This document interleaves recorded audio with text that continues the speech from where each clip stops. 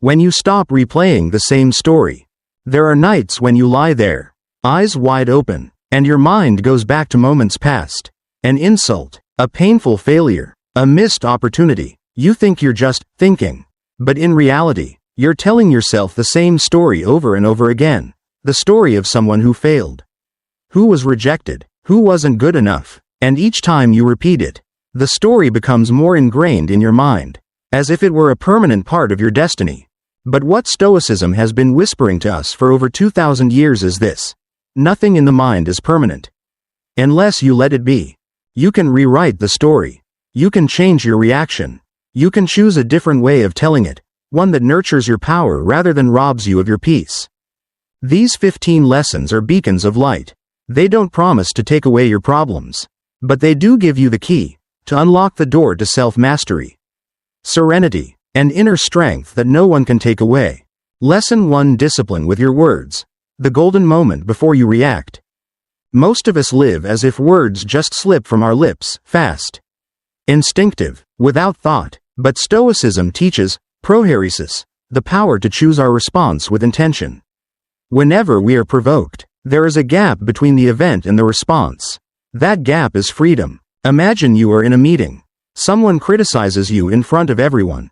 Your chest is hot, your blood rushes to your face, and all the counterattack words are rushing through your head. But you stop. 1 second, 2 seconds, you take a deep breath, and instead of responding, you just smile and say, "Thank you, let me think about it." In that moment, you protect your image and maintain control of your mind. Discipline with words is not about holding back and then holding on to anger. It is about choosing the time and manner of expression so that words serve a larger purpose, protecting peace and maintaining respect, both for yourself and for others. Lesson 2: The power of silence. Silence is often mistaken for weakness. But in Stoicism, silence is a sharp tool. It not only cuts off the flow of tension, but also gives the mind a quiet space to see things as they are, untainted by the storm of emotions.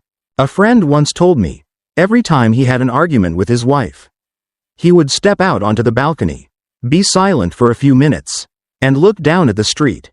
He did it not to avoid it, but to hear his heart beat slower, to remember that the person standing across the room was his lover, not his enemy. And strangely, it was that silence that saved them from countless harsh words that were hard to take back.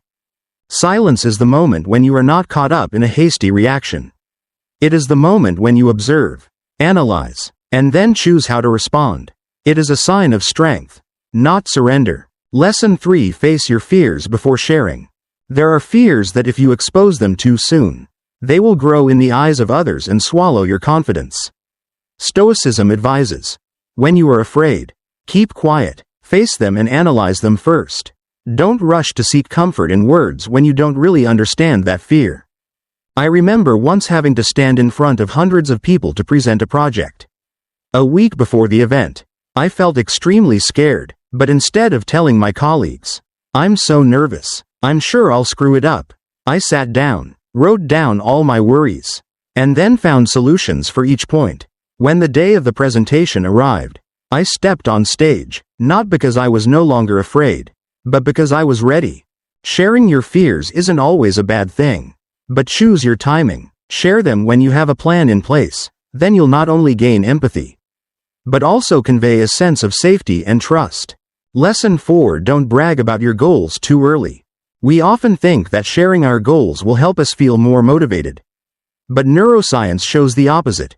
When you talk about your goals and receive praise, your brain releases dopamine, the feel-good chemical. The problem is, this dopamine is fake. It makes you feel like you've achieved something, when the actual action hasn't even begun. Marcus Aurelius once wrote, "Act as if you were already dead," that is, don't waste the rest of your life on meaningless things. If your motivation is sapped by praise before the start, you're robbing yourself of the strength you need for the journey ahead. Imagine a marathon runner standing at the starting line. If the crowd cheered him on, gave him medals and wreaths before he ran, would he still have the desire to go through each grueling kilometer? The same goes for goals. Keep it close to your heart, so that every step you take is a secret nurtured from within, until the results speak for you. Lesson 5: Share selectively. only with the nurturer. Not everyone is sensitive and well-intentioned enough to keep your dream intact. There are people who, intentionally or unintentionally, will plant seeds of doubt in your mind. And once that seed takes root, it will cling to every effort, draining your energy. Stoicism advises: choose who to share with. It is not about closing yourself off, but about protecting your energy and vision. A trusted teacher, a friend who understands your path, a like-minded teammate, they will water your seed with trust and encouragement. I once saw a friend who kept his project a secret for 6 months, sharing it with only 2 people. When it was released, everyone was surprised. "Why didn't you tell me earlier?" He just smiled. "Because I wanted to grow up in peace, without being disturbed by doubts or negative opinions." And the result? The project was more successful than he expected, partly because of the undistracted focus. Lesson 6: silence is a powerful tactic. Silence does not mean defeat. In many situations, it is a trump card that helps you take the initiative. In negotiations, silence can make the other party confused and reveal more than they intended. In conflicts, it helps you avoid getting caught up in the emotional whirlwind, keeping yourself calm to observe and find solutions. Seneca once said, "He who knows how to be silent is also the one who knows how to speak at the right time." When you do not react immediately, you are giving yourself the right choice. This choice, once practiced, becomes strength. I remember working with a difficult partner. During the negotiation, he kept pressing for a price, making harsh comments. Instead of reacting defensively, I kept quiet, just smiled and took notes. 5 minutes later, he himself, realizing he had talked too much, relented, proposing a more reasonable price. That wasn't luck. That was the power of deliberate silence. Lesson 7: rewrite your story. How many times have you heard yourself say things like, "I can't, I'm not good at it, I don't have time"? Each of these statements is another brick you add to the wall of self-limitation. And then, before long, that wall becomes a prison, keeping you in the same place.